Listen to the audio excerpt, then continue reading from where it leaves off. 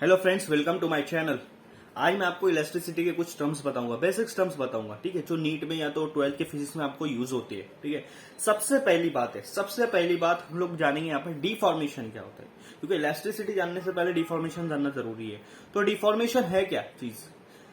देखो, मैं आपको बहुत इजी टर्म में बताऊंगा कि डिफॉर्मेशन क्या होता है। अगर किसी बॉडी पे आप फोर्स लगा रहे हो, ठीक है, ताकत लगा रहे हो, किसी भी चीज पे या किसी भी बॉडी पे आपने ताकत लगाया या फोर्स लगाया, जिसको बोलेंगे सॉरी, फोर्स लगाया, और उसका साइज चेंज हो गया या शेप चेंज हो गया या दोनों चेंज हो गया, किसी बॉडी पे आपने उसको फोर्स लगाया, साइज शेप या दोनों चेंज हो गया, तो उस बॉडी को हम लोग बोलेंगे डिफॉर्मिंग बॉडी, और ये पूरी प्रोसेस को हम लोग बोलते हैं डिफॉर्मेशन। ठीक है, अभी मैं आपको एक एग्जांपल देता हूं।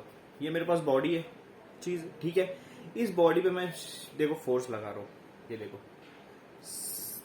इसका शेप चेंज हो गया, ठीक है, मे बी साइज चेंज हो गया, तो ये क्या हो गया? ये कौन सी बॉडी होगी? ये डिफॉर्मेशन बॉडी हो गई, डिफॉर्मेशन बॉडी। ठीक है, इस पे जो फोर्स लग रहा है मेरे हाथ के जरिए से, वो डिफॉर्मिंग फोर्स है, और इस बॉडी को डिफॉर्मिंग बॉडी कहेंगे, और ये सारी प्रोसेस को डिफॉर्मेशन कहेंगे।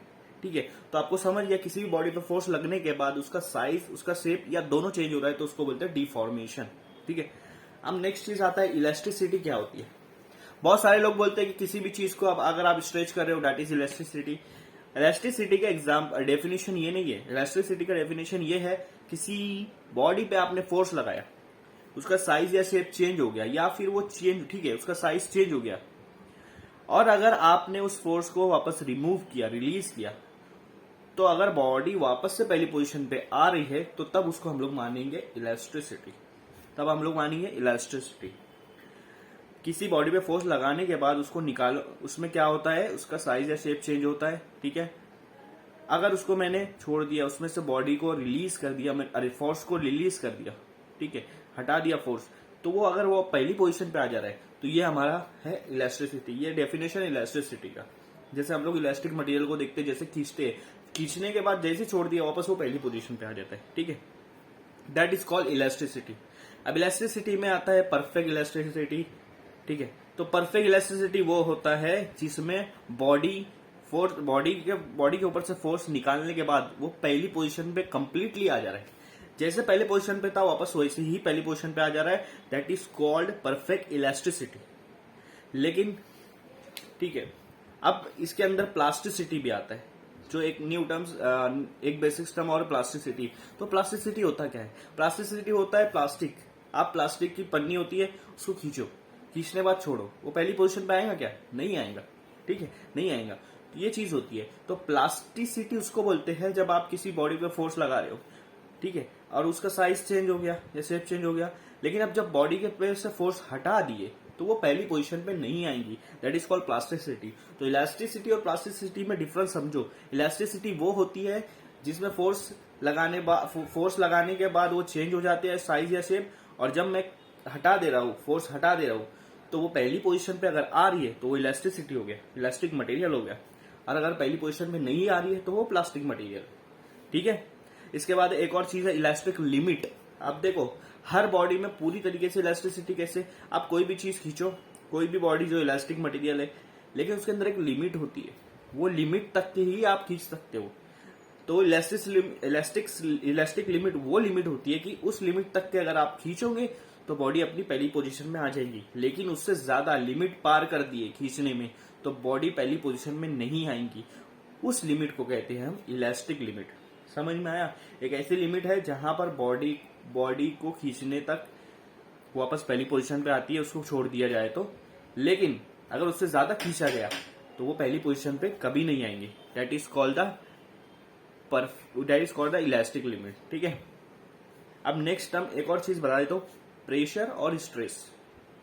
What is pressure, what is stress? तो प्रेशर क्या होता है? प्रेशर क्या होता है? Normal force per unit area. मतलब अगर आपके पास एक बॉडी है, ठीक है, इस पे मैं फोर्स लगा रहा हूं, तो पर यूनिट एरिया, एक यूनिट एरिया पे कितना फोर्स लग रहा है, इसको बोलेंगे हम प्रेशर।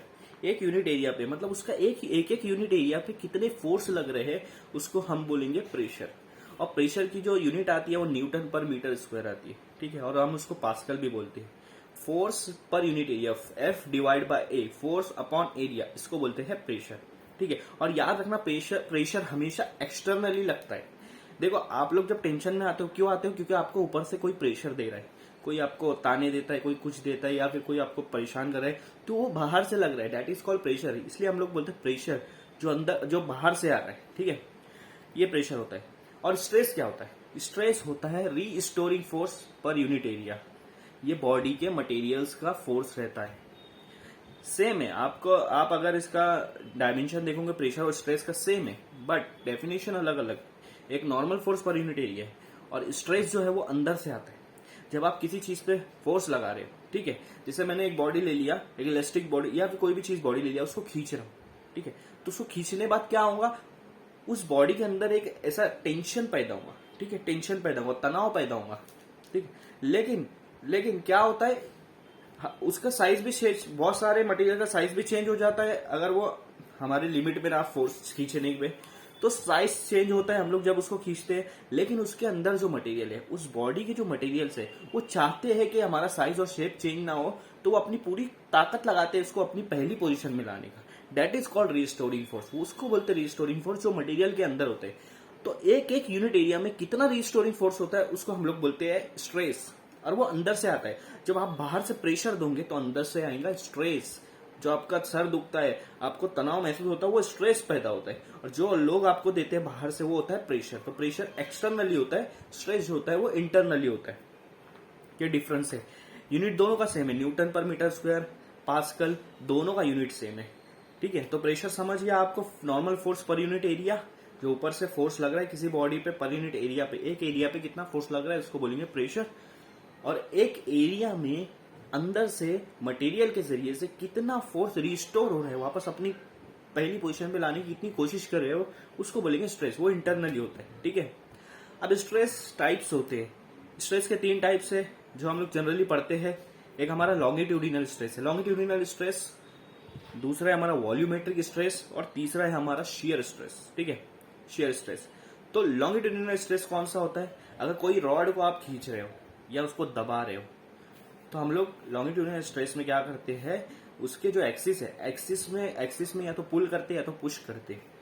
तो उसके अंदर अगर स्ट्रेस पैदा हो रहा है उस बॉडी के एक्सिस के जरिए से, या उसको पुल कर रहे हो पुश कर रहे हो, तो स्ट्रेस पैदा हो रहा है, उसको बोलेंगे लॉन्गिट्यूडिनल स्ट्रेस। वॉल्यूमेट्रिक स्ट्रेस क्या होता है? जब आप फोर्स लगा रहे हो, आप कुछ लगा रहे हो, तो चेंज जो वॉल्यूमेट्रिक, बॉडी के वॉल्यूम में चेंज होता है, वॉल्यूम में लेंथ भी चेंज होगा, ब्रेथ भी चेंज होगा, हाइट भी चेंज होगा।